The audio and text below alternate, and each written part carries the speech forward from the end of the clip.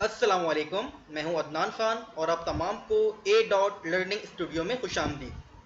जैसे कि हमने प्रीवियस लेक्चर में देखा था कि हमने किस तरह से अनऑर्डर लिस्ट क्रिएट किया था। हमने अनऑर्डर लिस्ट जो क्रिएट किया था उसका आउटपुट आपके सामने है कि हमने यहाँ पर जो हेडिंग दी थी उसके बाद सब्जेक्ट्स के हेडिंग से हमने क्या किया था, उसके बाद उसका डेटा जैसे सब्जेक्ट्स है हमारे पास इंग्लिश, उर्दू, मैथ और फिज़िक्स। इस तरह से हमारे पास एक अनऑर्डर वाइज जो हमारे पास शो हो रहा है। ये अनऑर्डर कहते क्यों है इसे? क्योंकि यहाँ पर हमारे पास कोई नंबरिंग नहीं होती और ये आपको बुलेट्स की शक्ल में आपको यहाँ पर शो हो रहा होता है, तो हमारे पास इसलिए हम इसे कहते हैं अनऑर्डर लिस्ट। अब चलते हैं आगे ऑर्डर लिस्ट की तरफ। तो इससे पहले मैं आपको एक चीज़ और बता दूं। अनऑर्डर लिस्ट के अंदर अगर आप चाहते हो यहाँ पर कि आपके पास ये बुलेट्स जो शो हो रही है ये भी शो ना हो, ये ब्लैंक हो, बिल्कुल यहाँ पे सिंपल इंग्लिश, उर्दू, मैथ और फिजिक्स, इस तरह से आपको डाटा चाहिए, तो आप यहाँ पर टाइप में क्या कर दोगे, सिंपल नन। आप यहाँ पर सिंपल लिखोगे नन कि लिस्ट स्टाइल टाइप जो नन हो जाए हमारे पास। और अब यहाँ देखेंगे आप कि आपके पास यहाँ पर कोई लिस्ट की जो स्टाइल है यहाँ पर शो नहीं हो रही। तो ये तो हमारे पास अनऑर्डर लिस्ट है हमारे पास। तो मैं वैसे ही इस तरह से कर देता हूँ आपके पास डिस्क पे, ताकि आपको यहाँ पर डिफरेंस समझ में आए। अब हम चलते हैं ऑर्डर लिस्ट की तरफ। तो ये ऑर्डर लिस्ट मैं इसी के नीचे क्रिएट करता हूँ और यहाँ पर एक हेडिंग दे देता हूँ ताकि आपको स्टेप बाय स्टेप तमाम चीज़ें समझ में आए। तो यहाँ पर मैं ले लेता हूँ अनऑर्डर्ड लिस्ट। तो यहाँ पर आप देखेंगे कि ये हमारे पास अनऑर्डर लिस्ट है। इसी तरह हमारे पास अब ऑर्डर लिस्ट क्रिएट करना है, तो मैं यहाँ पर एक और H1 की हेडिंग देता हूँ, H1 के अंदर के ऑर्डर लिस्ट, ऑर्डर लिस्ट। इसके बाद हम यहाँ पर करेंगे क्या, हम यहाँ पर एज इट इज़ जिस तरह से हमने यहाँ पर प्रीवियस लेक्चर में हमने आपको यहाँ पर दिखाया था कि हम किस तरह से लिस्ट क्रिएट करते हैं, जो हमने डॉक्यूमेंट वाइज आपको दिखाया था कि अनऑर्डर लिस्ट हमारे पास जो आउटपुट शो होता है वो इस तरह से शो होता है और ऑर्डर लिस्ट के जो हमारे पास आउटपुट शो होगा वो इस तरह से होगा। तो हमें क्या करना है, अब ऑर्डर लिस्ट की तरफ जाते हैं हम प्रैक्टिकली। तो अब देखते हैं यहाँ पर हमें क्या करना होगा। सिंपल ऑर्डर लिस्ट के लिए आपको देना है यहाँ पर टैग OL का ऑर्डर लिस्ट, और यहाँ पर आप क्लोज करना है। जो टैग आपने ओपन करना है वो टैग लाजमी आपको क्लोज भी करना होता है HTML के अंदर। इसके अंदर हम वही काम करेंगे जो हमने यहाँ पर लिस्ट दिया था, LI और LI क्लोज, यानी कि लिस्ट। और इसके अंदर हम लिखेंगे यहाँ पर जैसे डाटा, यहाँ पर मैं अगेन एक देता हूँ यहाँ पर सब्जेक्ट H1 के अंदर, H1 की हेडिंग के अंदर, ताकि यहाँ पर भी आपको डाटा उसी तरीके से शो हो जाए जैसे ऊपर शो हो रहा है अनऑर्डर लिस्ट के अंदर। यहाँ पर ही मैं लेता हूँ सब्जेक्ट्स और नीचे यहाँ पर मैं करता हूँ लिस्ट के अंदर मैथ, और इसी की तरह मैं यहाँ पे दोबारा आता हूँ LI के अंदर और LI क्लोज किया यहाँ पर। इसके अंदर देता हूँ मैं फिज़िक्स।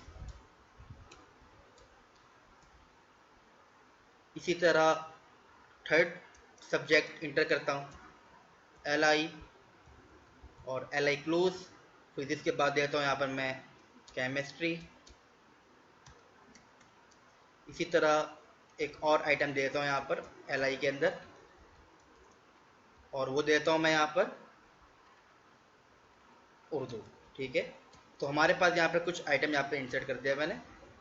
तो यहाँ पर मुझे क्या करना पड़ेगा, यहाँ पे गलती मुझसे हुई है। वो क्या हुई है कि मैंने फिजिक्स के टैग को क्लोज, सॉरी LI के टैग को क्लोज नहीं किया और उसी टैग के अंदर फिजिक्स लिख दिया था मैंने। तो मुझे क्या करना पड़ेगा, इस टैग को, LI के टैग को यहाँ पर मुझे क्लोज करना पड़ेगा और फिजिक्स। और इसी तरह देखिए आप केमिस्ट्री में भी यहाँ मैंने यही काम किया है। तो यहाँ पर आपको बहुत ख्याल रखना है कि कौन सा टैग कैसे ओपन करना है और कैसे क्लोज करना है। तो यहाँ पर हमने तमाम टैग को प्रॉपर ओपन और क्लोज किया। देखें आप LI के टैग को, यहाँ पर भी LI के टैग को, और यहाँ पर भी और यहाँ पर भी। इसी तरह ऑर्डर लिस्ट के लिए टैग ओपन यहाँ पे किया और क्लोज यहाँ पर किया। तो अब इसको सेव करके इसका आउटपुट देखते हैं ब्राउज़र पे।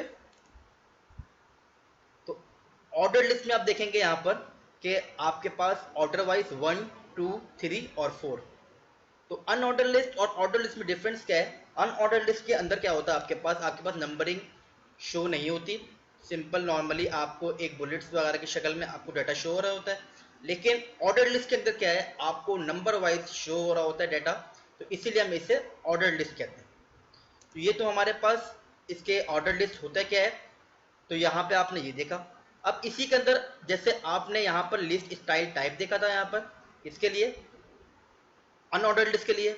अब ऑर्डर लिस्ट के लिए हम यहाँ पर एक एट्रीब्यूट यूज करते हैं टाइप, और आप देखेंगे यहाँ पर टाइप आपको कंप्लीट यहाँ पर शो हो रही है। तो यहाँ पर अगर मैं 1 करता हूँ तो आपको 1 किस तरह से शो होगा, देखें एज इट इज जो आपके पास बाय डिफॉल्ट आता है उसी तरीके से आपके पास ऑर्डर लिस्ट 1, 2, 3, 4 इस तरह से शो होगा यहाँ पर।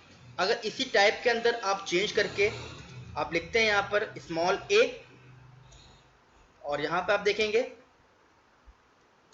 मैं इसको रिलोड करता हूँ तो देखेंगे आप A, B, C और ये D।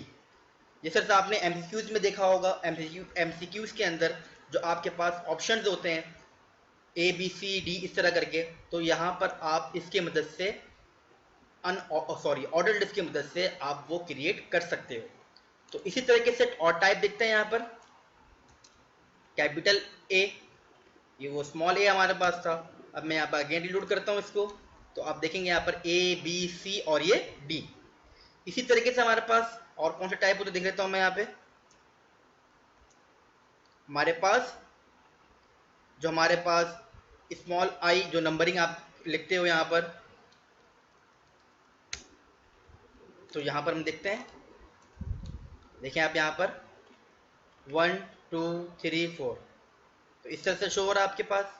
अब मैं यहाँ पर अगेन आता हूँ अपने कोड पे, और यहाँ पर आप देखें अगर मैं यहाँ पर कैपिटल 1, 2, 3 जैसे आप शो, जैसे आप क्लास लिखते हो क्लास 1, क्लास 2, क्लास 3, उसी तरीके से आपको डाटा यहाँ पर भी शो हो रहा है।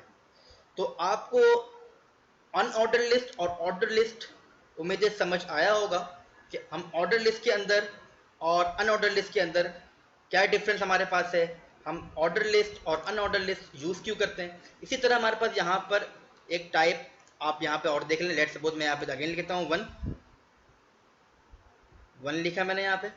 अब मुझे यहाँ पे स्टार्ट करना, लेट सपोज मुझे 1, 2, 3, 4, अब मुझे 4 के बाद से स्टार्ट करना है यहाँ पर कि डाटा यहाँ पर देखें आप शो हो रहा है अभी आपके पास 1। अभी मैं इसको पहले सेव करके दिखाया था आपको यहाँ पे कि 1, 2, 3, 4। अब आप चाहते हैं कि 4 से नहीं, हमें डाटा 5, 6, 7, 8 यहाँ पर इस तरह शो। तो आप यहाँ पे क्या करोगे, ऑर्डर लिस्ट के अंदर एक एट्रीब्यूट यूज करोगे, उसका नाम होता है स्टार्ट, और यहाँ लिख दोगे आप के 5।